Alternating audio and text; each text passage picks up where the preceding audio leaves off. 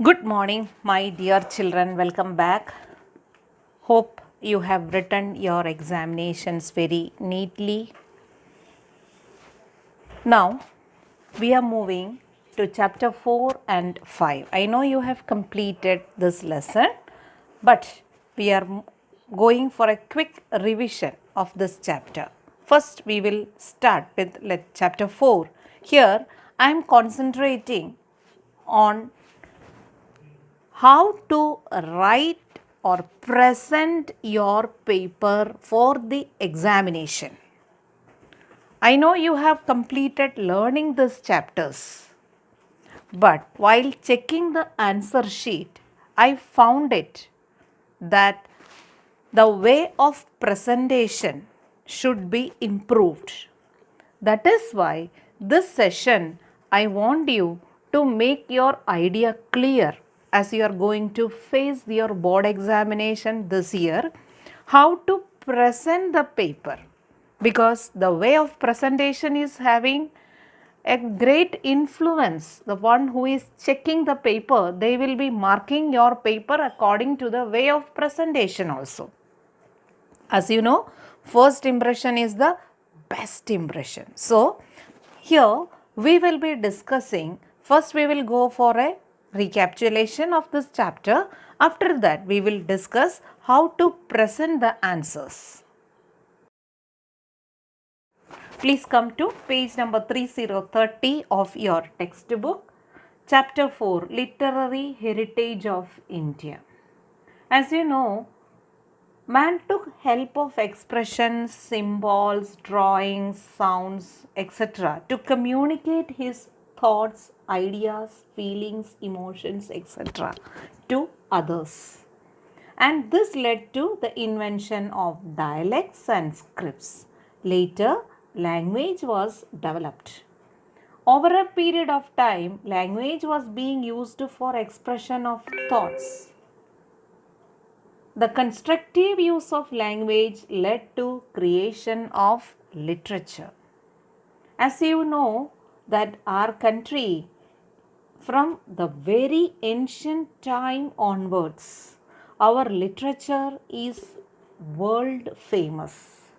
Indian literature is known for its diversity and uniqueness. Our scholars, they have divided our ancient Indian literature into two, that is Vedic literature and classical literature. Other than this, we are having folk literature also. As you know, coming to language and literature, I told you first language, symbols, drawings, etc. developed, then dialects and scripts developed. From there, language developed, and from language, different languages developed, and from there, literature of the concerned language developed. So, coming to the language and literature of our country, we can see an emergence of variety of languages since centuries. These languages influenced one another and it resulted in the development of literature. The best example of the language which we are having is that our Sanskrit language and Sanskrit literature. See, India's most ancient script is that of Harappan literature or Harappan civilization, which we are having. But see, we are having the Harappan civilization, the scripts we are having, but till now we are not able to explain what these people have written. Later, the language, Sanskrit language has developed. As you know, the greatest book which we are having is of Maharshi Panini. He was a great Sanskrit grammarian. Now also we are referring this grammar, Maharshi Panini's grammar book we are referring. He wrote the book Ashtadhyay, and this book is the noteworthy book of Sanskrit grammar. It is written in the 4th century. And you know, Sanskrit was considered as the language of the Aryans, language of sages, or language of scholars. Now come to the ancient Indian literature. As you know, ancient Indian literature, we are having the first and the foremost literary book we are having, that is literature we are having, is the Vedas. You know, Veda means knowledge. And we are having 4 Vedas, that is Rig Veda, Sam Veda, Yajur Veda and Atharva Veda. We have discussed everything in detail. Now, come to the Brahminical literature. Many Brahminical epics were composed to understand the meaning of Vedic literature. Any critical appreciation based on Vedas composed in the poetic form are included in Brahminical literature. Vedic literature and directive principles regarding behavior have been explained broadly. After that, we have discussed about the different about the epics, the great Indian epics, Ramayana and Mahabharata. And as you know, Mahabharata is the world's largest epic, which has 1 lakh verses. What about Bhagavad Gita? Bhagavad Gita is a part of Mahabharata which expounds the deep philosophical principles. It conveys the message of achieving moksha or salvation through jnana, karma and bhakti. Then after that, we have discussed about various literature of our country. Sanskrit literature, Buddhist literature, then Gujarati literature, then Dravidian literature.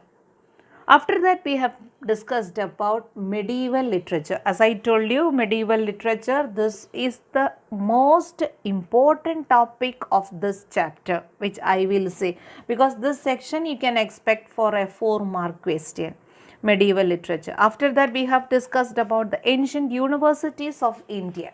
India was famous for the world famous universities. For example, Nalanda University, then Takshashila University and Varanasi University and Vallabhi University of Gujarat. It had a great contribution from the contemporary ruler of Vansh dynasty. And it was, all these universities were famous universities. People from other parts of the country and people from other parts of the world came to study in these universities. So, now let us discuss about the main topic which I wanted you to write the examination. Now, how to present your answers in examination. First of all, we will discuss about the objective type questions. As you know, this year our examination pattern has changed. So, section A, that is answer the following questions as directed, or in the smaller classes you have done as do as directed. That question, each question is having 1 mark each, and the question is of total 5 questions you are having. See here, I want you people should write the question and write the correct answer. For example, the first question is MCQ, that is choose the correct answer. You may write the question and please write the answer. Before writing the answer, please write ANS, put a dot and write the correct answer. If you have any confusions, please don't make any confusions, write the answer correctly. Don't put A, B, C, D, anything. Because if your writings are not clear, then it will create problem. Nobody is going to see whether you have written A or B, whatever it is. If it is not clear, they will cut it. Then another one, you will be getting some 1-word answer, identify me. There, write the answer correctly, clearly. In case if your question is a fill in the blank, write the question and write the answer. Underline the portion of the answer with pencil. Don't use any color pencil, in the examination. You are having the right to use blue pen and you can underline with pencil or black pen. Clear? Now, moving to second section, section B, answer the questions point wise. Here you will be getting 5 questions and each question carries 2 marks. So, for example, you are getting your first question will be or someone question. You should write the question number properly because you are having internal options are there. So, for example, your question is give information about Vallabhi Vidyapeeth. See, for a 2 mark question, we are expecting minimum 4 points.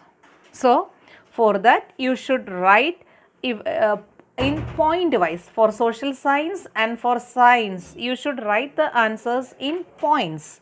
So, in that way you should present. For example, see Vallabhi Vidyapeeth. If you are having the ability, if you are having, see question is like this way, Vallabhi Vidyapeeth, write the question, Vallabhi Vidyapeeth, underline, then start writing the answer and try to write it with in points. And if any main points are there, please underline that with pencil. Okay, so minimum 4 points you can write. 5 or 6 points is okay. More than that you don't write. Don't write essay type questions for 2 mark. Write according to the mark. Now let's move to question number 3, that is section C I am talking about. Here normally you will be getting 2 questions. Section C is having 3 into 2. That is 2 questions answers you are supposed to write.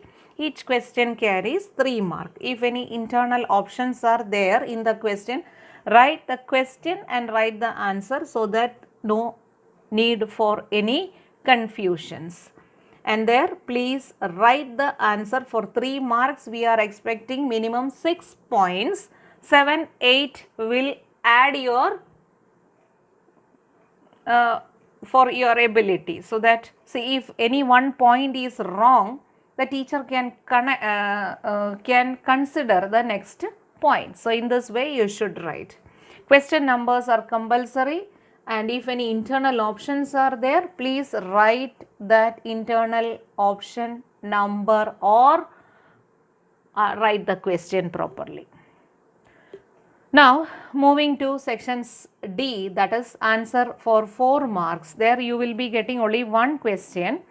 For that, please see to that which you are having internal, obviously you are having internal options because 2 questions you are getting and there you will be writing only 1 question. And if you are writing, for example, our question for internal option, you are getting write a note on Takshashila Vidyapeeth or describe medieval literature. So, how you will be presenting this answer? First, you should write question number. Option A or B is there, then write. Otherwise, write the question itself. For example, you are writing about Takshashila Vidyapeeth. Write Takshashila Vidyapeeth and write the answer. And here I am not telling, I can't tell you that you should write for 4 mark ka hai isliye 8 points chahiye. No. This is detailed answer. Question is like this way, answer the following question in detail. So, you have to write little big answer. Okay. Medieval literature के बारे में आप लिख रहे तो आपको बहुत सारा पॉइंट्स है मेडिवल लिटरेचर के बारे में और एग्जाम्पल और तक्षशिला विद्यापीठ के बारे में है तो भी आपके पास बहुत सारा पॉइंट्स है. हाँ, सो पूरा पॉइंट्स आपका आंसर बहुत बड़ा होना चाहिए. बहुत बड़ा मतलब 2-3 पेज नहीं. हाँ, so go according to the mark answer. Main points here you should write, underline the main points so that that person who is checking the paper will come to know that this boy or this girl is very clear about the ideas. For example, you are writing about medieval literature. There you can write the heading medieval literature and you are starting with the first an introduction should be there. For this type of long questions we want an intro.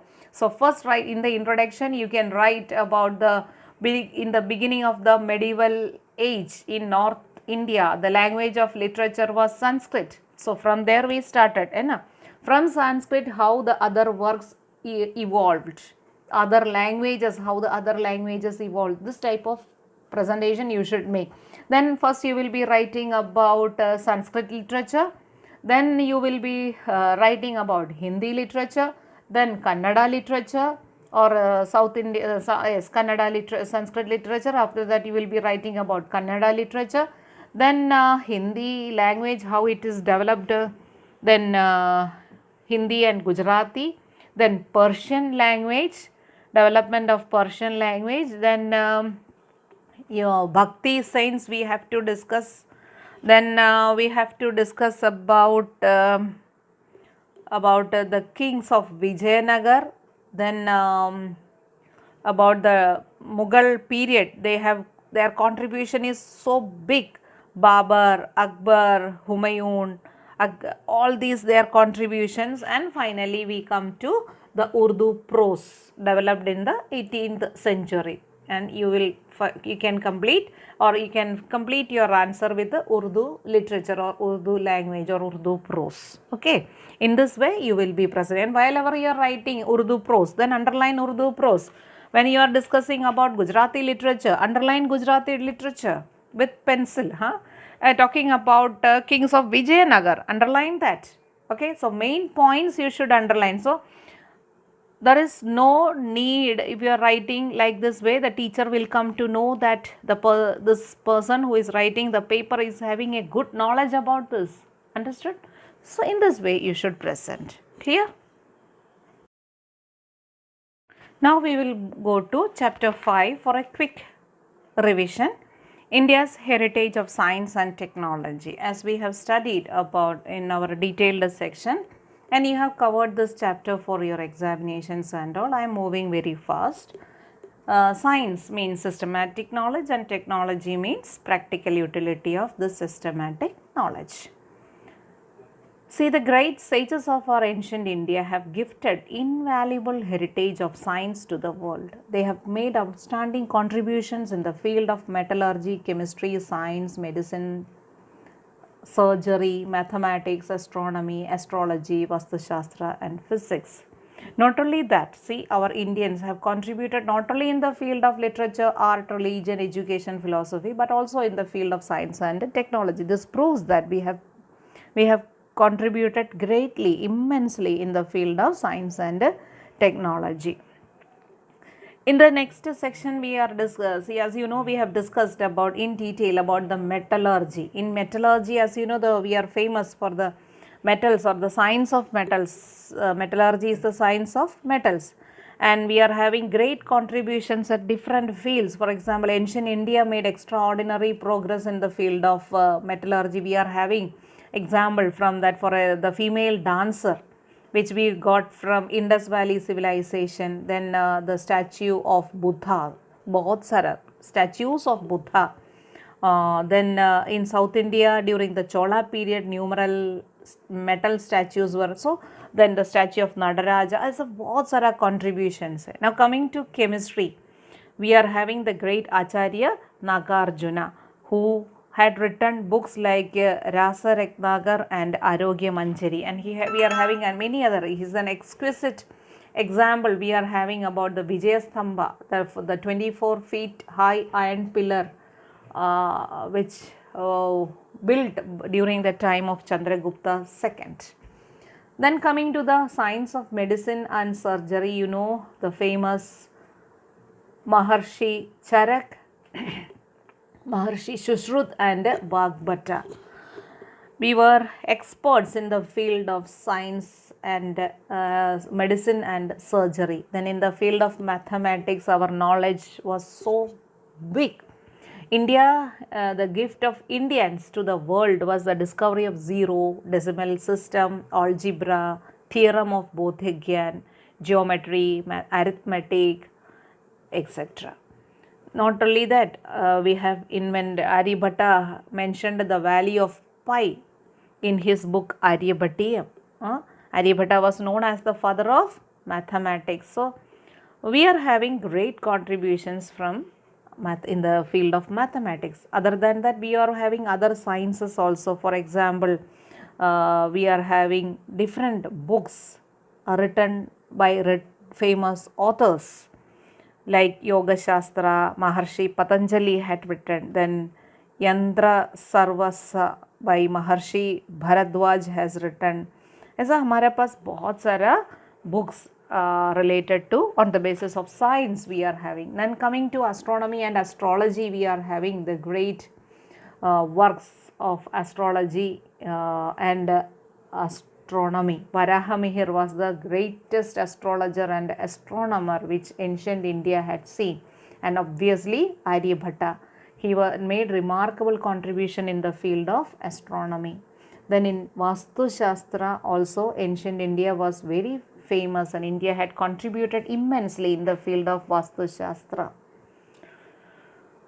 Vishwakarma, he was the first architect of God according to our traditional belief. And so ancient Indian knowledge of science has been accepted by the world. Indian culture is very vast and heterogeneous. It is a blending of science and religion, traditional ideas and practical knowledge, which is rarely seen in other countries of the world. Tolerance and equality towards all religions is seen in our culture. See, I am having a small video which I have got from YouTube. Just go through it. It will help you to refresh your memories which we shared when I taught you in the same section. So let's enjoy this video and understand the section. Okay, we will meet on 2nd November with a new topic. Till then, stay safe. Bye. Thank you.